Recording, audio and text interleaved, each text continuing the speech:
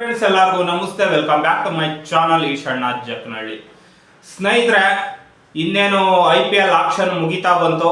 RCBಯ batting lineup, bowling lineup ಮಾತಾಡುವ ಸಮಯ. Batting bowling lineup ಯಾವ ರೀತಿ ಇದೆ ಅಂತ ಮಾತಾಡೋದಕ್ಕಿಂತ ಮುಂಚೆ ಟೋಟಲ್ ಟೀಮ್ ಯಾವ ರೀತಿ ಇದೆ ಅಂತ ನೋಡೋಣ ಸ್ನೇಹಿತರೆ. ಟೀಮು ಪ್ರತಿಯೊಬ್ಬ ಪ್ಲೇಯರ್ ಬಗ್ಗೆನೂ ಮಾತಾಡೋಣ ಬನ್ನಿ. ನನಗನ್ಸಿದ ಮಟ್ಟಿಗೆ RCB ಟೀಮ್ ಹೋದ ಸಲಿಗಿಂತ ಸ್ಟ್ರಾಂಗ್ ಇದೆ, ಎಲ್ಲ ಸಲಿಗಿಂತ ತುಂಬ ಸ್ಟ್ರಾಂಗ್ ಇದೆ ಅಂತ ನನಗೇನು ಅನ್ನಿಸ್ತಾ ಇಲ್ಲ. ಯಾವ ರೇಂಜಲ್ಲಿ ಇದೆಯೋ ಅದೇ ರೇಂಜಲ್ಲೇ ಇದೆ. ಈ ಸಲ ಕಪ್ ನಮ್ಮದೇ ಅಂತ ಹೇಳ್ತಲೇ ಇರ್ತೀವಿ. ಬರುತ್ತಾ ಇಲ್ವೋ ಗೊತ್ತಿಲ್ಲ, ಅದೃಷ್ಟ ಇಲ್ಲ ಅನ್ಕೊಂತೀನಿ. ಆದರೂ ಪ್ಲೇಯರ್ನ ನೋಡ್ತಾ ಹೋಗೋಣ. ವಿರಾಟ್ ಕೊಹ್ಲಿ ಅವ್ರನ್ನ ರಿಟರ್ನ್ ಮಾಡ್ಕೊಂಡಿದ್ದಾರೆ 21 ಕೋಟಿ ರೂಪಾಯಿಗೆ.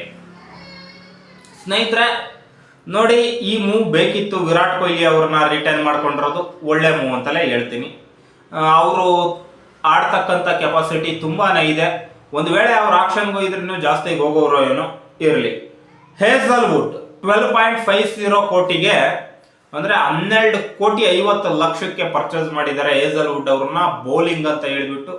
ಸ್ವಾಮಿ, ಹೇಸಲ್ವುಡ್ ಅವ್ರನ್ನ ಪರ್ಚೇಸ್ ಮಾಡೋ ಅಂಥದ್ದು ಏನಿತ್ತು ಅನ್ನೋದು ನನಗಂತೂ ಅರ್ಥ ಆಗ್ತಾ ಇಲ್ಲ. ಈ ಮುಂಚೆ RCBಗೆ ಆಡಿರೋವ್ರೆ.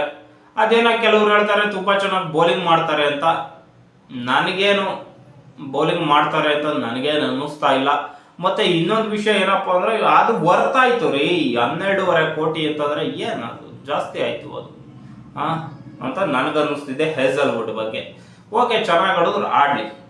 ಫಿಲ್ ಸಾಲ್ಟ್ ಅವ್ರಿಗೆ 11.5 ಕೋಟಿ ಕೊಟ್ಟಿದ್ದಾರೆ. ಓಕೆ, ಒಳ್ಳೆ ಮೂವ್ ಅಂತಲೇ ಹೇಳ್ಬೋದು, ಒಳ್ಳೆ ಪಿಕ್ ಅಂತಲೇ ಹೇಳ್ಬೋದು. ಯಾಕಂದರೆ ಲಾಸ್ಟ್ ಟೈಮೆಲ್ಲ ಅವ್ರದ್ದು ಆಟ ನೋಡಿದ್ದೀವಿ. KKR ಮೇಲೆ ಅಲ್ಲ, KKR ಪರವಾಗಿ ಚೆನ್ನಾಗಿ ಆಡಿದ್ದಾರೆ. ಅದೇ ನಮ್ಮ RCB ವಿರುದ್ಧನೇ 15 ಬಾಲಿಗೆ 48 ರನ್ನನ್ನು ಹೊಡೆದಿದ್ದಾರೆ. ಆಮೇಲೆ ವಿಕೆಟ್ ಕೀಪರ್ ಕೂಡ ಓಕೆ, ಒಳ್ಳೆ ಪಿಕ್ಕೆ ಚಾಯ್ಸ್ ಮಾಡಿದ್ದಾರೆ ಅಂತ ನಾನು ಅನ್ಕೊಂತೀನಿ. ಮತ್ತೆ ರಜತ್ ಪಟಿದಾರ್ ಅವ್ರನ್ನ ರಿಟೈರ್ ಮಾಡ್ಕೊಂಡಿದ್ದಾರೆ. ಇದು ಓಕೆ. ರಜತ್ ಪಟಿದಾರ್ ಅವರು ಹೋದ್ಸಲಿ ತುಂಬ ಒಂದು 3-4 ಮ್ಯಾಚ್ಗಳಲ್ಲಿ ಫ್ಲಾಪ್ ಆದರು. ಆದರೆ ಒಂದು 5-6 ಮ್ಯಾಚಲ್ಲಿ ಒಂದು 50 ರನ್ ಹೊಡೆದ್ರು, ಅಂದರೆ ಕಡಿಮೆ ರನ್ಗಳಿಗೆ ಹೊಡೆದ್ರು. ಒಬ್ಬ ಒಳ್ಳೆ ಮೂವ್ ಅಂತಲೇ ಹೇಳ್ಬೋದು. ಆದರೆ ಇಲ್ಲಿ ತುಂಬ ಅಂತ ಒಳ್ಳೆ ಪಿಕ್ ಅಂತಲೂ ನಾನು ಹೇಳ್ತಾ ಇಲ್ಲ, ಬಟ್ ಓಕೆ ಅಂತ ಹೇಳ್ಬೋದು ರಜತ್ ಪಟಿದಾರ್ ಅವ್ರನ್ನ. ಮತ್ತು ಇನ್ನೊಂದು ಏನಪ್ಪ ಅಂದರೆ Jitesh Sharma is one of the best wicket keeper ಅಂತಲೇ ಹೇಳ್ಬೋದು. ಓಕೆ, ಇವರಿಗೆ ಜಿತೇಶ್ ಶರ್ಮಾ ಅವರಿಗೆ ಕೊಟ್ಟಿದ್ದಾರೆ 11 ಕೋಟಿ ಕೊಟ್ಟಿದ್ದಾರೆ. ಅಲ್ಲಿವರೆಗೂ ಬಿಡ್ ಮಾಡಿದ್ದೆ ದೊಡ್ಡ ವಿಷಯ ಇವರು. ಓಕೆ, ಆಗಿದೆ. ಮತ್ತು ಭುವನೇಶ್ವರ್ ಕುಮಾರ್ 10.75 ಕೋಟಿ. ಇವರು ಒಳ್ಳೆ ಬೌಲರೇ, ಸ್ಟಾರ್ ಬೌಲರೇ, ಚೆನ್ನಾಗಿ ಮಾಡಿದ್ದಾರೆ. ಆದರೆ ಎಲ್ಲರಿಗೂ ವಯಸ್ಸಾದಂಗೆ ಭುವನೇಶ್ವರ್ ಕುಮಾರ್ ಅವ್ರಿಗೂ ವಯಸ್ಸಾಗ್ತಾ ಬಂತು. ಮೊದಲಿದ್ದಂತಹ ಕ್ಷಮತೆ ಈಗ ಇದೆಯೋ ಇಲ್ವೋ ಅನ್ನೋದು ಅದು ಮ್ಯಾನೇಜ್ಮೆಂಟ್ಗೆ ಗೊತ್ತು. ಆದರೆ ಒಂದು ಡೀಸೆಂಟ್ ಪಿಕ್ ಅಂತಲೇ ಹೇಳ್ಬೋದು. ಇದಾದಮೇಲೆ ಲಿಯಾಮ್ ಲಿವಿಂಗ್ಸ್ಟೋನ್ ಅವರು, ಇದು ಓಕೆ 8.75 8 ಕೋಟಿ 75 ಲಕ್ಷಕ್ಕೆ ತಗೊಂಡಿದ್ದಾರಲ್ಲ, ಇದು ಓಕೆ. ಇದಕ್ಕೆ ಏನಂತಾರೆ, ನ್ಯಾಯ ಒದಗಿಸ್ಕೊಡ್ತಾರೆ ಲಿಯಾಮ್ ಲಿವಿಂಗ್ಸ್ಟೋನ್ ಅಂತ ನಾನಂತೂ ಭಾವಿಸ್ತೀನಿ. ಈ ಹಿಂದೆ RRಲ್ಲೆಲ್ಲ ಇದ್ದಾಗಲೆಲ್ಲ ಚೆನ್ನಾಗಿ ಆಡಿದ್ದಾರೆ. ಓಕೆ, ಒಡಿಬಡಿ ಆಟಗಾರ, ಓಕೆ ಚೆನ್ನಾಗಿ ಆಡಿದ್ದಾರೆ. ಬಟ್ ಈ ಪಿಕ್ಕು ಕೂಡ 8.75 ಕೋಟಿ ಕೊಡಬಹುದು ಅಂತ ನನಗನ್ನಿಸ್ತು ಸ್ನೇಹಿತರೆ. ಮತ್ತು ರಸಿಕ್ ಸಲಾಮ್ ಬೌಲರ್ ಅಂತ ಇವರು ಈ ಮುಂದೆ ಯಾವ ಟೀಮ್ ಪರವಾಗಿ ಬೌಲಿಂಗ್ ಮಾಡಿದ್ರೋ ಏನೋ ಅದು ಗೊತ್ತಿಲ್ಲ. ಅಥವಾ ಇವರೇನಾರು ಸೈಯದ್ ಮುಷ್ತಾಕ್ ಅಲಿ ಟ್ರೋಫಿ ಅಥವಾ ವಿಜಯ್ ಹಜಾರೆ ಟ್ರೋಫಿನಲ್ಲೆಲ್ಲಾರ ಇವರ ಆಟವನ್ನು ನೋಡಿ ಪಿಕ್ ಮಾಡಿರ್ಬೋದೇನೋ, ಐ ಡೋಂಟ್ ನೋ. ಇದಾದ್ಮೇಲೆ ಬರ್ತಾರೆ ಕೃಣಾಲ್ ಪಾಂಡ್ಯ ಅವ್ರನ್ನ 5.75 ಕೋಟಿಗೆ ತಗೊಂಡಿದ್ದಾರೆ. ಕೃಣಾಲ್ ಪಾಂಡ್ಯ ಇತ್ತೀಚೆಗೆ ಚೆನ್ನಾಗಿ ಆಡಿರೋ ಉದಾಹರಣೆನೇ ಇಲ್ಲಪ್ಪ. ಒಬ್ಬ ಸ್ಪಿನ್ ಬೌಲರ್ ಅಂತ ತಗೋಬಹುದು ಕೃಣಾಲ್ ಪಾಂಡ್ಯ ಅವ್ರನ್ನ. ಇತ್ತೀಚೆಗಂತೂ ಚೆನ್ನಾಗಿ ಆಡಿರೋ ಒಂದು ಒಳ್ಳೆ ಹೊಡೆದಿರೋ ಉದಾಹರಣೆನೇ ಇಲ್ಲ ಕೃಣಾಲ್ ಪಾಂಡ್ಯ. ನಾನು ನೋಡಿದ ಮಟ್ಟಿಗೆ, ನೀವ್ಯಾರಾದ್ರೂ ನೋಡಿದ್ರೆ ಹೇಳಿ.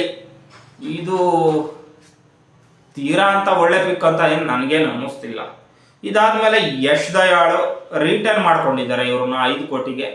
ಓಕೆ ರೀ, ಇವರು ಒಂದು ವೇಳೆ ಬಿಡ್ಗೆ ಹೋಗಿದ್ರು ಇಷ್ಟಕ್ಕೆ ಹೋಗ್ತಾ ಏನೋ, ಆಕ್ಷನ್ಗೆ ಹೋಗಿದ್ರು ಅಷ್ಟಕ್ಕೆ ಬಿಡ್ ಮಾಡ್ತಿದ್ರೋ ಏನೋ ಗೊತ್ತಿಲ್ಲ. ಓಕೆ, 5 ಕೋಟಿ ಕೊಟ್ಟಿದ್ದಾರೆ. ಬೌಲಿಂಗು ಹೋದ್ಸಲಿ ಚೆನ್ನಾಗೇ ಮಾಡಿದ್ದಾರೆ. ಅವ್ರು ಕೊಟ್ಟಿದ್ದಕ್ಕೆ ನ್ಯಾಯ ಒದಗಿಸ್ಕೊಟ್ಟಿದ್ದಾರೆ ಯಶ್ ದಯಾಳು ಅಂತ ಹೇಳ್ತೀನಿ.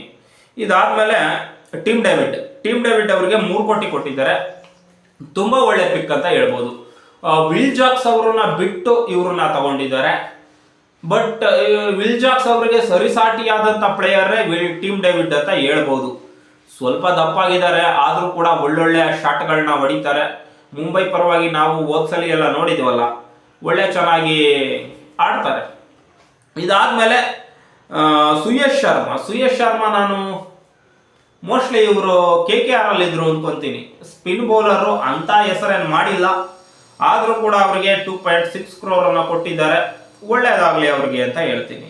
ಮತ್ತೆ ಬೆತೆಲ್ ಇವರು ಸೌತ್ ಆಫ್ರಿಕಾದವ್ರು ಅನ್ಕೊಂತೀನಿ. ಇವ್ರ ಆಟ ನಾನು ನೋಡಿಲ್ಲ, ಅದರಿಂದ ಅವ್ರ ಬಗ್ಗೆ ಮಾತಾಡಕ್ ಹೋಗಲ್ಲ. ಮತ್ತೆ ದೇವದತ್ ಪಡಿಕ್ಕಲ್ ಮೋಸ್ಟ್ಲಿ 2020 ಅನ್ಕೊಂತೀನಿ RCB ಇದ್ರು. RCB ನಲ್ಲಿ ಚೆನ್ನಾಗಿ ಆಡಿದ್ರು, ಸುಮಾರಾಗಿ ಫಸ್ಟ್ ಬ್ಯಾಟಿಂಗ್ಗೆ ಬರ್ತಾ ಇದ್ರು, ಒಳ್ಳೆ ಚಾನ್ಸ್ ಎಲ್ಲ ಕೊಟ್ರು. ಇವರು ವಿಕೆಟ್ ಬಿಟ್ಟು ಹೊಡೆಯಕ್ಕೆ ಹೋಗೋದು, ಬೋಲ್ಡ್ ಆಗೋದು. ಇವ್ರ ಸ್ಟ್ರೆಂತ್ ಮತ್ತೆ ಇವ್ರ ವೀಕ್ನೆಸ್ ಎರಡೂ ಕೂಡ ಅದೇ, ಏನೋ ವಿಕೆಟ್ ಬಿಟ್ಟು ಹೊಡೆಯಕ್ಕೆ ಹೋಗೋದು, ಔಟ್ ಆಗೋದು. ಆದ್ರೆ ಅದನ್ನ ಸರಿಪಡಿಸ್ಕೋಬೇಕು. ಲಾಸ್ಟ್ ಟೈಮು ಮೋಸ್ಟ್ಲಿ ಅದು ಯಾರ ಮೇಲೆ ಇದ್ರು, ಲಕ್ನೋ ಪರವಾಗಿದ್ರು ಅನ್ಕೊಂತೀನಿ, ಏನೊಂದು ಒಳ್ಳೆ ಪ್ರದರ್ಶನ ಕೊಟ್ಟೇ ಇಲ್ಲ. ಇವರೊಂದು ವೇಳೆ ಒಳ್ಳೆ ಪ್ರದರ್ಶನ ಕೊಟ್ಟಿದ್ರೆ ಇವರ ಹರಾಜು ರೇಟ್ ಎಲ್ಲೋ ಇರೋದು, ಹರಾಜಿನ ಬೆಲೆ ಸುಮಾರು 15-20 ಕೋಟಿ ಹತ್ರ ಹೋಗಿರೋದು, ಅಷ್ಟು ಹೆಸರು ಮಾಡ್ಬೋದಿತ್ತು. ಆದ್ರೆ ಇವರೇ ಕೈ ಚೆಲ್ಕೊಂಡಿದ್ದಾರೆ ಅಂತ ನಾನು ಹೇಳ್ಬೋದು. ನುವಾನ್ ತುಸಾರ ಇವರು ಶ್ರೀಲಂಕಾ ಬ್ಯಾಟ್ಸ್ಮನ್ ಬೌಲರು, ಅದು ಸರಿಯಾಗಿ ಗೊತ್ತಿಲ್ಲ ಇವ್ರ ಬಗ್ಗೆ, ಶ್ರೀಲಂಕನ್ ಅಂತ ಅನ್ಸುತ್ತೆ. ಇದಾದ್ಮೇಲೆ ಶೆಫರ್ಡ್ ಅಂದ್ರೆ ರೊಮಾರಿಯೋ ಶೆಫರ್ಡ್, ಈ ವ್ಯಕ್ತಿಗೆ ಎಷ್ಟು ಕೊಟ್ಟಿದ್ದಾರೆ ಗೊತ್ತೇಂದ್ರಿ? 1.50 ಕೋಟಿ ಕೊಟ್ಟಿದ್ದಾರೆ. 1.50 ಕೋಟಿಗಿಂತ ಇನ್ನ ಜಾಸ್ತಿ ಕೊಡಬಹುದಿತ್ತು ಇವ್ರಿಗೆ. ಒಳ್ಳೆ ಪಿಕ್ ಇದು. ಎಷ್ಟೋ ಜನಕ್ಕೆ ಕೊಟ್ಟಿದ್ದೀರಲ್ಲ ಜಾಸ್ತಿ, ಅವ್ರಿಗೆ ಜಾಸ್ತಿ ಕೊಡೋದೇ ಇವ್ರಿಗೆ ಕೊಡ್ಬೋದಿತ್ತು. 1.50 ವ್ಯಕ್ತಿ ಒಳ್ಳೆ ಹೈಟ್ ಇದ್ದಾರೆ, ಒಳ್ಳೆ ಚೆನ್ನಾಗಿದ್ದಾರೆ. ವ್ಯಕ್ತಿ ಚೆನ್ನಾಗಿದ್ದಾರೆ ಅಂತ ಅಲ್ಲ, ಅವ್ರ ಆಟ ಕೂಡ ಚೆನ್ನಾಗಿದೆ. ಲಾಸ್ಟ್ ಟೈಮ್ ಅವ್ರ ಆಟ ನೋಡಿದ್ದು ಸ್ವಾಮಿ, ಮುಂಬೈ ವರ್ಸಸ್ ಡೆಲ್ಲಿ ಮ್ಯಾಚ್ ನಡೀತಿರ್ಬೇಕಾದ್ರೆ ಸರಿಯಾಗಿ ಬಾರ್ಸ್ ಬಿಸಾಕಿದ್ರು ಡೆಲ್ಲಿ ಅವ್ರಿಗೆ. ಮುಂಬೈ ರೊಮ್ಯಾರಿಯೋ ಶೆಫರ್ಡ್ 1.50 ಕೋಟಿ ಕೊಟ್ಟಿದ್ದಾರೆ. ಓಕೆ. ಇದಾದ್ಮೇಲೆ 1 ಕೋಟಿಗೆ ಲುಂಗಿ ಎಂಗಿಡಿ ಅವರನ್ನ ಪರ್ಚೇಸ್ ಮಾಡಿದ್ದಾರೆ. ಇವರು only for bowler, south African player. Okay, ಒಂದು ಆವರೇಜ್ ಅಂತ ಹೇಳ್ಬೋದು ಲುಂಗಿ ಎಂಗಿಡಿ ಅವ್ರನ್ನ. ಮತ್ತೆ ಸ್ವಪ್ನಿಲ್ ಸಿಂಗ್ ಇವರು ಸ್ಪಿನ್ ಬೌಲಿಂಗ್ ಕೂಡ ಮಾಡ್ತಾರೆ, ಬ್ಯಾಟಿಂಗ್ ಕೂಡ ಆಡ್ತಾರೆ, ಆಲ್ರೌಂಡರ್ ಅಂತ ಹೇಳ್ಬೋದು. ಓಕೆ, ಸ್ವಪ್ನಿಲ್ ಸಿಂಗ್ ಅವರ ಬಗ್ಗೆ ಮಾತಾಡೋದಾದ್ರೆ, ಲಾಸ್ಟ್ ಟೈಮು ಇವರು ಬಂದ ಮೇಲೇನೆ RCB ಕಪ್ ಗೆದ್ದಿದ್ದಲ್ಲ, ಗೆಲ್ತಾ ಬಂದಿದ್ದು. ಬರೀ ಸೋಲ್ತಾ ಬಂದಿದ್ದು RCB, ಸ್ವಲ್ಪ ಗೆಲ್ತಾ ಬಂತು. ಗೆಲುವಿನ ಟ್ರೆಂಡ್ RCBಗೆ ಬಂದಿದ್ದು ಇವರು ಬಂದ ಮೇಲೆ. ನೋಡೋಣ ಏನಾಗುತ್ತೆ ಅಂತ ಹೇಳ್ಬಿಟ್ಟು. ಇದಾದ್ಮೇಲೆ ಸ್ನೇಹಿತರೆ, ಅಭಿನಂದನ್ ಸಿಂಗ್ 30 ಲಕ್ಷಕ್ಕೆ ಬೈ ಮಾಡಿದ್ದಾರೆ. ಅವ್ರ ಬಗ್ಗೆ ನನಗೆ ಗೊತ್ತಿಲ್ಲ. SS ಚಿಕ್ಕಾರ ಅವ್ರನ್ನು ಕೂಡ 30 ಲಕ್ಷಕ್ಕೆ ಬೈ ಮಾಡಿದ್ದಾರೆ. ಹೊಸಬ್ರು ಇರಬೇಕು, ಬ್ಯಾಟರ್ ಅಂತ ಬರೆದಿದ್ದಾರೆ. I don't know about SS Chikkara. ಮತ್ತೆ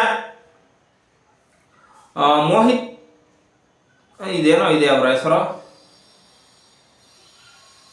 ಮತ್ತೆ ಮನೋಜ್ ಬಾಂಡಗೆ 30 ಲಕ್ಷಕ್ಕೆ ಬೈ ಮಾಡಿದ್ದಾರೆ. ಮನೋಜ್ ಬಾಂಡಗೆ ಅವರು ನಮ್ಮ ಕನ್ನಡಿಗರು. ಯಾಕೆ ನಮ್ಮ ಕನ್ನಡಿಗರನ್ನ ಲಾಸ್ಟ್ ಅಲ್ಲೇ ಹಾಕ್ತೀರಾ? ಯಾಕೆ ಚಾನ್ಸ್ ಕೊಡಲ್ಲ? ಯಾಕೆ ಅವ್ರನ್ನ ಒಂದ್ಸಲಿನೂ ಆಡ್ಸಿಲ್ವಲ್ಲ ರೀ? ಒಂದು ಮ್ಯಾಚ್ ಅಲ್ಲೂ ಚಾನ್ಸೇ ಕೊಟ್ಟಿಲ್ವಲ್ಲ ರೀ? ಅವ್ರಿಗೆ ಚಾನ್ಸ್ ಕೊಡ್ಲಿಲ್ಲ ಅಂದ್ರೆ ಅವ್ರ ಒಳಗಿನ ಒಂದು ಕಲೆ ಹೇಗ್ ಗೊತ್ತಾಗುತ್ತೆ? ಲಾಸ್ಟ್ ಟೈಮ್ ಅದು ಯಾವುದೋ ಒಂದು ಮ್ಯಾಚ್ ಅಲ್ಲಿ ಸಖತ್ತಾಗಿ ಆಡಿದ್ರು ರೀ ಇವರೇ ಮನೋಜ್ ಬಾಂಡ್ಗೆ ಅವರು. ಅವ್ರಿಗೆ ಒಂದು ಸ್ವಲ್ಪ ಚಾನ್ಸ್ ಕೊಡಿ ಅಂತ ಕೇಳ್ಕೊಳ್ತೀನಿ. ಮನೋಜ್ ಬಾಂಡ್ಗೆ ಅವ್ರಿಗೆ ಚಾನ್ಸ್ ಕೊಡಿ, ನಮ್ಮ ರಾಯಚೂರು ಹುಡುಗ, ಕನ್ನಡದ ಹುಡುಗ ಮುಂದೆ ಬರಲಿ ಅಂತ ನಾನು ಹೇಳ್ತಾ, ಈ ರೀತಿ ಇದೆ RCB ಟೀಮ್. ಒಂದು ಈ ಬಾರಿ RCB ಟೀಮ್ ನನಗನ್ಸುತ್ತೆ ತುಂಬಾ ಸಖತ್ತಾಗಿದೆ ಅಂತ ಏನಿಲ್ಲ, ಡೀಸೆಂಟ್ ಆಗಿದೆ ಅಂತ ಹೇಳ್ಬೋದು. ಆದ್ರೆ ಕೆಲವೊಂದು ಟೈಮು ಡೀಸೆಂಟ್ ಆಗಿದ್ದಂಥ ಟೀಮ್ಗಳೇ ಟ್ರೋಫಿ ಗೆದ್ದಿರೋ ಉದಾಹರಣೆಗಳಿದ್ದಾವೆ.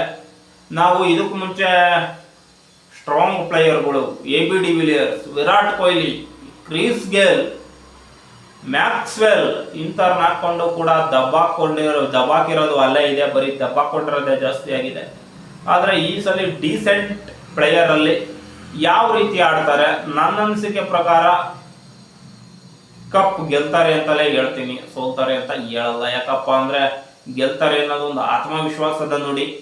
ಮತ್ತು ಹೇಳ್ತೀನಿ, ಈ ಸಲ ಕಪ್ ನಮ್ದೇ. ಜೈ RCB.